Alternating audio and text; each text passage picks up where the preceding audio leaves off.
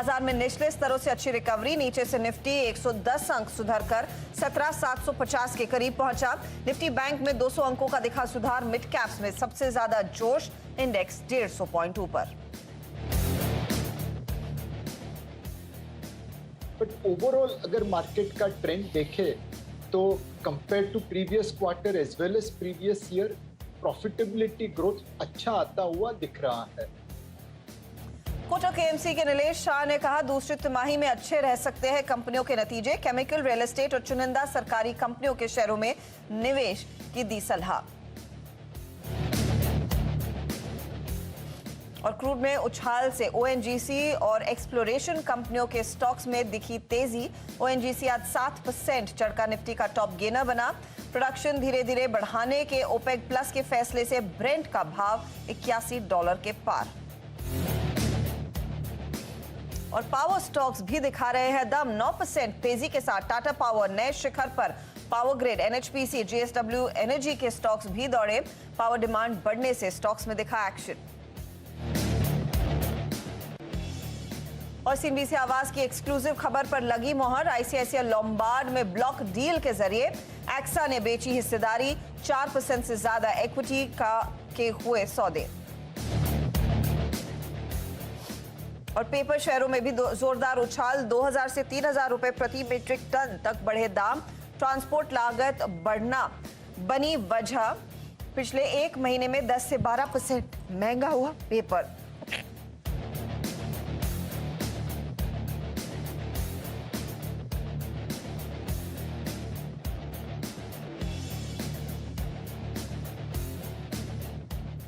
भारतीय एयरटेल और Vodafone idea को 40,000 करोड़ को मिल सकती है राहत। वन टाइम स्पेक्ट्रम चार्ज मामले में सरकार टेलीकॉम कंपनियों के साथ समझौता को तैयार। 17 नवंबर को सुप्रीम कोर्ट में अगली सुनवाई। भारतीय एयरटेल आज 2% चढ़ा।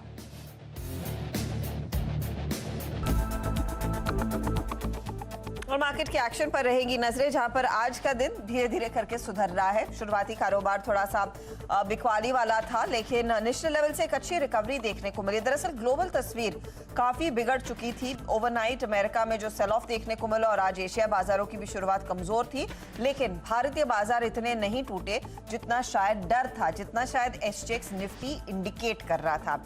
इस समय निफ्टी आपके सामने 17,700 के पार 17,750 की तैयारी सामने है।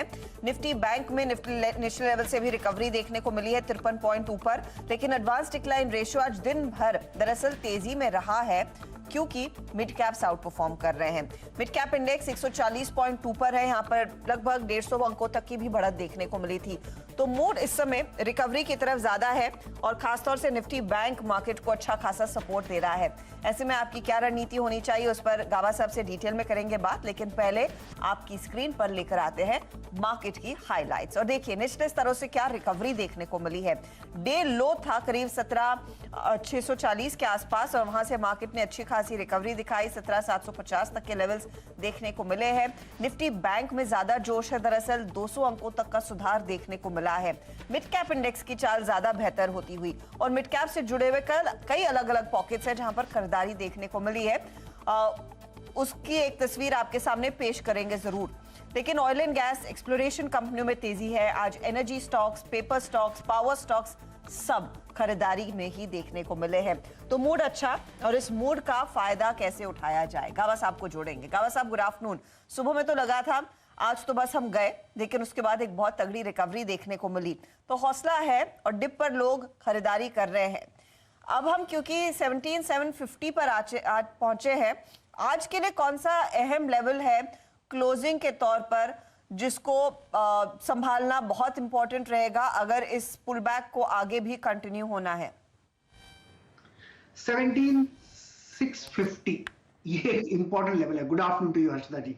वेल ऐसा है कि स्ट्रक्चर अब भी पॉजिटिव है और सुबह 10:30 बजे के शेड्यूल मैंने कहा था कि 17,650 एक अहम लेवल, जब तक इसके ऊपर है तब तक हम ठीक है। लेकिन वो साइडवेज जोन था, ट्रेडिंग अपॉर्चुनिटी नहीं थी, लेकिन उसके बाद बनी। लेकिन रुझान ऑन द अपसाइड का है।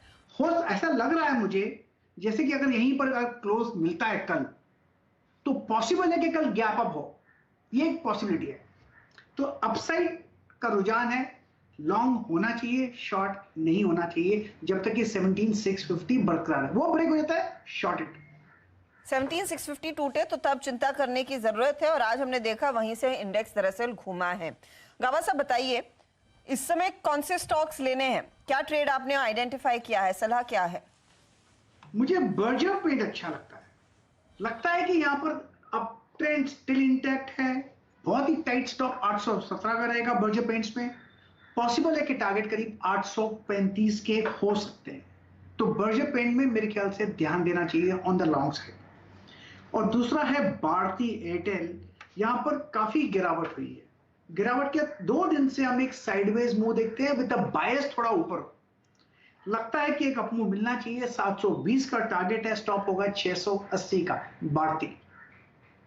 भारती में आप तेजी की पोजीशन लेकर चले, और भारती में ऑफ कोर्स राइट्स इशू भी खुल चुका है। भारती से जुड़ी हुई एक बड़ी खबर भी हम आपके सामने पेश करने वाले हैं। बर्जर पेंट्स दूसरी तरफ गाबा साहब कह रहे हैं 835 का यहाँ पर टारगेट रहेगा।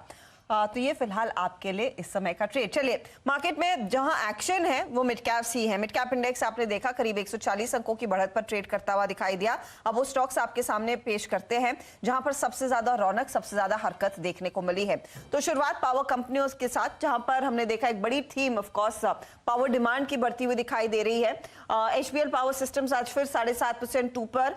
BGR एनर्जी में हमने देखा है 8% की तेजी। अदानी पावर आज 4% भागा, और CESC में भी करीब 1.5% तक की बढ़त देखने को मिली है। केमिकल स्टॉक्स में जोश अच्छा खासा। गोवा कार्बन आज 7% ऊपर। एल्किली अमाइंस, नवीन फ्लोरीन, दीपक फर्टिलाइजर जैसे काउंटर्स है जहां पर तगड़ी तेजी बनती दिखाई दी है। और सीधा कनेक्शन यहां पर चाइना का है, जो हम कल आपको बात भी बता रहे थे कि वहां पर कई सारी मैन्युफैक्चरिंग यूनिट्स बंद हो रही है या फिर कम कैपेसिटी पर काम कर रही है। केमिकल की शॉर्टेज हो रही है, रॉ मटेरियल्स की खासतौर से। Paper stocks, Malu paper, JK paper, west coast, Seshasayee, इस पर यतन आपको डिटेल देंगे कि क्या बड़ी खबर है जो हमारे हाथ लगी, और क्या इनफैक्ट प्राइसिंग एक्शन बनता दिखाई देगा। लेकिन दूसरे बढ़ने वाले शहरों में आप देखिए Piramal enterprises, IRCTC, Indian hotel और गुजरात गैस जैसे स्टॉक्स हैं जहां पर सबसे ज्यादा तेजी देखने को मिली है। एक बार फिर वो पेपर कंपनियों का एक्शन आपकी स्क्रीन पर लेकर आते हैं और साथ में ही जोड़ते हैं यतिन को, जो आपको बताएंगे इतना बड़ा मूव, और सिर्फ ये प्राइस वाइज ही नहीं, वॉल्यूम वाइज भी एक्शन देखने को मिला है। एक्चुअली खबर क्या है, हो क्या रहा है यतिन? पूरा पेपर पैक हमने देखा, आसमान छू रहा है, काफी तगड़ी तेजी है। बताइए लेवल्स क्या है, वो स्क्रीन पर आ चुके हैं, लेकिन खबर क्या है? देखिए हर्षदा, जहां तक कि पेपर का सवाल है, पिछले 2-3 हफ्तों से हम ये इवेंट्स ट्रैक कर रहे हैं, खास करके चाइना में, जहां वहां की मेजॉरिटी जो बड़ी मिल्स हैं उन्होंने दाम बढ़ाए हैं, क्योंकि रॉ मटेरियल के दाम बढ़ रहे हैं, मांग बढ़ रही है, और पावर आउटेज की वजह से आउटपुट यानी कि प्रोडक्शन पे असर हुआ है। जहां तक कि भारतीय पेपर मिल्स का सवाल है, 25 सितंबर के बाद हमने देखा है कंटिन्यूसली अलग अलग पेपर मिल्स, जैसे कि ITC, सेंचुरी टेक्सटाइल्स का जो पेपर डिवीजन है, बालकृष्ण पेपर, JK पेपर, इन सभियों ने औसतन अप टू 10 से 12% की पेपर के प्रोडक्ट्स पे दाम बढ़ाए हैं। चाहे वो कोटेड पेपर हो, चाहे वो राइटिंग पेपर हो, प्रिंटिंग पेपर हो, चाहे कॉपियर पेपर्स हो, या जो बॉक्सेस होते हैं, जो कोरुगेटेड शीट्स होती हैं जो बॉक्सेस बनाने में काम आती है, यहाँ दामों में बढ़ोतरी देखने को मिली है। इनफैक्ट अक्टूबर के पहले हफ्ते में ही काफ़ी सारी पेपर मिल्स ने अनाउंस किया है अपना प्राइस हाइक। अगर आप देखें, मुख्य कारण क्योंकि पेपर बनाने के जो केमिकल्स हैं, जो उनको विविध प्रकार के सोडाज लगते हैं, वेस्ट पेपर लगता है, ट्रांसपोर्टेशन यानी फ्रेट कॉस्ट जो बढ़ा हुआ है, उसके कारण भी इनपुट कॉस्ट में इजाफा हुआ है। इसके अलावा अगर आप डिमांड देखें तो प्री कोविड लेवल से काफ़ी अच्छी डिमांड आपको ऑफिस से आती हुई दिखाई दे रही है, स्कूल से आती हुई दिखाई दे रही है, और इसी को मद्देनजर रखते हुए काफ़ी सारी इंडियन पेपर मिल्स ने भी दाम बढ़ाए हैं। इंपोर्ट्स भी हो नहीं रहे हैं, जिसके कारण एक्सटर्नल प्रेशर पॉइंट्स भी नहीं है, सेक्टर में टेलविंड्स हैं, जिसका पूरा फायदा जो है पेपर मिल्स आज की तारीख में उठा रही हैं। तो देखिए दाम बढ़ रहे हैं और 10 से 12% तक के दामों में बढ़त देखने को मिलेगी। ये साफ इंडिकेशन है। कुछ कंपनियों ने इनफैक्ट वो ऐलान भी करना शुरू कर दिया है। शुक्रिया रतन इस अपडेट के लिए। स्टॉक्स में भरपूर एक्शन। गावा साहब, ऑफ कोर्स सबसे बड़ा प्लेयर तो ITC है, वहां पर अगर कोई चार्ट चेक है तो दीजिए, वरना ये बताइए वेस्ट कोस्ट जैसे प्लेस, मालू पेपर जैसे प्लेस में क्या ट्रेडर्स के लिए आज मौका है इतनी बढ़त के बाद? आईटीसी में तो नहीं है, उसको इग्नोर कर देना चाहिए जब तक कि लोअर लेवल देखने को नहीं मिलते, और वहां पर भी लोअर लेवल पर सपोर्ट चाहिए। या तो फिर 237 238 पार कर ले आईटीसी तो वहां पर बाइंग बनेगी, अदरवाइज अवॉइड। रही बात वेस्ट कोस्ट पेपर पे, यस यहां पर एक तेजी है, मेरे ख्याल से यहां लेना चाहिए स्टॉक। 278 का स्टॉप लगाना चाहिए वेस्ट कोस्ट पेपर में। पॉसिबल है कि ये 300 की तरफ जा रहा है, यस ये एक पॉसिबिलिटी है। ओके, तो ये फिलहाल आपके लिए एक अपडेट। पेपर स्टॉक्स में एक मौका इस समय जरूर लेकर चले। यहाँ पर खरीदारी के मौके कुछ आइडेंटिफाई हो रहे हैं। चलिए एक दो स्टॉक्स आपके लिए और जोड़ते हैं, फिर गाबा साहब से पूछेंगे कि क्या वहां पर मौका दिख रहा है या फिर रहने दें। गाबा साहब देखिए, ये पावर कंपनियों में जो जोश देखने को मिला है उसमें आज अचानक टाटा पावर में मूव और जोरदार देखा गया। इसके अलावा एचबीएल पावर जैसे काउंटर्स है, बीजीआर जैसे काउंटर्स हैं। ट्रेडर्स को कुछ चेस करने चाहिए क्या इन स्टॉक्स को, या फिर आपको लग रहा है काफी भाग गए हैं तो रहने दें? टाटा पावर को छोड़ देना चाहिए क्योंकि है तो अप मूव में, नो डाउट अबाउट इट, और 5 दिनों से एक अच्छी तेजी देखी टाटा पावर में, 140 से 180। अब 200 पॉसिबल है, लेकिन यहां पर रिस्क रिवॉर्ड रेशियो फेवर में नहीं बनता। लेकिन अगर किसी को लेना है तो 178 का स्टॉप लगाइए टाटा पावर में, और फिर एक कोशिश कीजिए 190-95 के आसपास। रही बात बीजीआर एनर्जी की, यहां पर एक ट्रेड बनता है, शायद स्टॉप लगाइए 67 का। अपसाइड पॉसिबल हो कि around 82 to 85 zones. Risk reward ratio favour में यहां पर थोड़ा ज्यादा है क्योंकि ज्यादा स्ट्रेचिंग नहीं हुई, यहां पर नहीं है, ज्यादा स्ट्रेचिंग नहीं हुई है, यानी कि ज्यादा चला नहीं है। अब रेडार पर आ रहा है तो शायद मौका है, लेकिन स्टॉक 8% ऊपर। जो टारगेट है वो नोट कीजिए, साथ ही स्टॉप लॉसेस को भी फॉलो कीजिए जब आप ट्रेड में उतर रहे हैं। चलिए लेंगे एक ब्रेक, लेकिन ब्रेक में जाते जाते मैं आपको याद दिला दूं कि सीएनबीसी आवाज और नेशनल स्टॉक एक्सचेंज ने मिलकर हमारी खास मुहिम इन्फॉर्म्ड इन्वेस्टर फिर शुरू की है, ताकि आप जैसे निवेशक हमेशा अपने निवेश के प्रति जागरूक रहें। याद रखें कि केवाईसी में मोबाइल नंबर और ईमेल आईडी आप ही की सुरक्षा के लिए अहम है, तो इसको समय समय पर अपडेट करें। अगर आपका नंबर बदलता है, कोई दूसरी ईमेल आईडी पर आप ज्यादा एक्टिव हैं, तो ये जानकारी अपने ब्रोकर को तुरंत दें और ये सुनिश्चित करें कि ये तमाम अपडेट स्टॉक एक्सचेंजेस के रिकॉर्ड में भी हैं। ध्यान रहे, एक्सचेंज निवेशकों को हर ट्रेड को लेकर एसएमएस या फिर ईमेल के जरिए अलर्ट भेजता है। अगर आपको अलर्ट्स नहीं मिल रहे हैं तो तुरंत अपने ब्रोकर से संपर्क करें।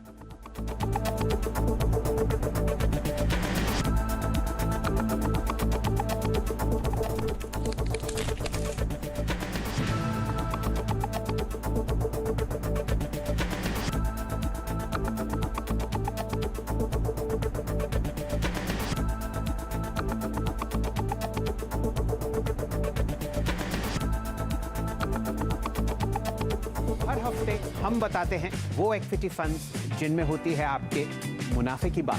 देखिए मेरे साथ फायदेमंद फंड्स।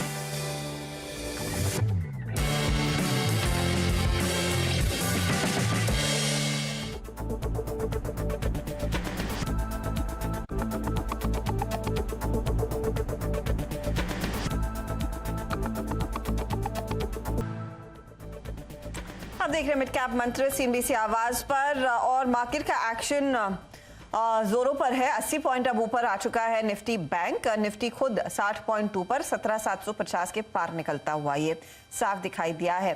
साथ ही साथ मिड कैप इंडेक्स में जो जोश था वो कायम है। लेकिन टेलीकॉम कंपनियों की बात गावा साहब ने की। भारतीय एयरटेल एक स्टॉक जो इन्होंने रेकमेंड भी किया 720 के टारगेट के लिए, और तब मैं आपको कह रही थी कि देखिए भारती से जुड़ी हुई एक बड़ी खबर भी है, और भारती ही नहीं, वोडाफोन आइडिया में भी हमने देखा एक अच्छी खासी तेजी बनती दिखाई दे रही है आज के सत्र में। दरअसल 40,000 करोड़ की बड़ी राहत इन दोनों कंपनियों को मिल सकती है। वन टाइम स्पेक्ट्रम चार्ज मामले में सरकार कंपनियों के साथ समझौते को तैयार है, और इस मामले में ज्यादा जानकारी दे रहे हैं असीम मनचंदा। असीम बताइए कितनी बड़ी राहत होगी, इन कंपनियों को कितना वाकई में पैसा चुकाना था और कितना रिलीफ? देखिए, वन टाइम स्पेक्ट्रम चार्ज को लेकर के आज सुप्रीम कोर्ट में सुनवाई होनी थी, लेकिन ठीक उससे पहले सरकार ने सुप्रीम कोर्ट में एक एफिडेविट जो दायर किया। सरकार का ये कहना था कि स्पेक्ट्रम यूजेज चार्जेस से जुड़े हुए केसेस जो है करीब 40,000 करोड़ रुपए के, सरकार इनको रिव्यू और रिकंसीडर करने के लिए एकदम से तैयार है। सरकार ये चाहती है कि सुप्रीम कोर्ट, क्योंकि डिसीजन लेने में थोड़ा सा वक्त जो है वो लगेगा, तो सरकार ये चाहती है कि सुप्रीम कोर्ट इस मामले को 3 हफ्ते के लिए जो है वो टाल दे, और उसके बाद तब तक सरकार जो है इसके ऊपर कोई फैसला जो है वो ले लेगी। सुप्रीम कोर्ट में इस मामले की सुनवाई हुई तो सुप्रीम कोर्ट ने कहा कि हमें इस पर कोई आपत्ति नहीं है। सुप्रीम कोर्ट ने इस मामले को सुनवाई जो है 17 नवंबर तक के लिए जो है टाल दी। अगर मैं रिलीफ की बात करूं तो 2 कंपनियां जिसमें की सबसे बड़ी रिलीफ यहाँ पर मिलती हुई नजर आ रही है, वोडाफोन आइडिया और भारती एयरटेल। भारती एयरटेल के ऊपर वन टाइम स्पेक्ट्रम चार्जेस करीबन 18,400 करोड़ रुपए के आसपास का जो है वो बकाया है, जबकि वोडाफोन आइडिया के पास करीबन 4400 करोड़ रुपए के आसपास की मांग जो है दूरसंचार विभाग ने जो है कंपनी के सामने रखी है। तो कुल मिलाकर के अगर सरकार इनके साथ समझौता करती है, इनको चार्जेस के ऊपर जो है राहत देती है, तो कंपनियों के लिए एक बड़ी राहत की बात होगी। हम इसे कह सकते हैं कि सरकार जो है टेलीकॉम सेक्टर का पैकेज 2.0 जो है बड़ी राहत। और कुछ ही दिन पहले सरकार ने कहा भी था कि इन कंपनियों पर ज्यादा वित्तीय बोझ नहीं डालेंगे। मेरे ख्याल में उसी की तरफ एक बड़ा कदम आ रहा है। शुक्रिया असीम इस अपडेट के लिए। चलिए फटाफट वक्त हो रहा है एक ब्रेक का, लेकिन ब्रेक में जाने से पहले खिलाड़ी नंबर 1 का एक अपडेट भी आपकी स्क्रीन पर आ जाएगा। कोई भी बदलाव हुआ है तो हमारे जानकारों ने वो इनफैक्ट अपडेट किया है। तो जेके पेपर जोड़ा है, मेहुल ने इस समय अपने पोर्टफोलियो में 270 का टारगेट दे रहे, 230 का स्टॉप लॉस है।